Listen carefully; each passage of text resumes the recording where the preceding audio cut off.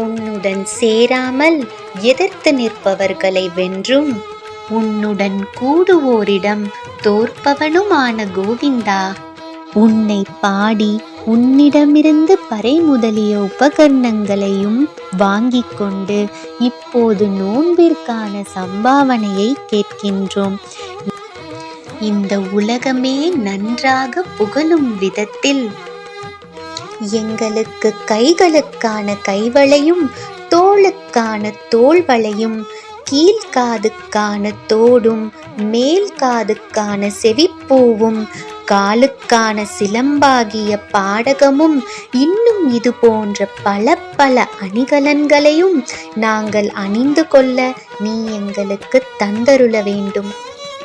அதன்பின் புது ஆடைகளை நீ எங்களுக்கு தந்தருள அதையும் உடுத்திக்கொள்வோம்.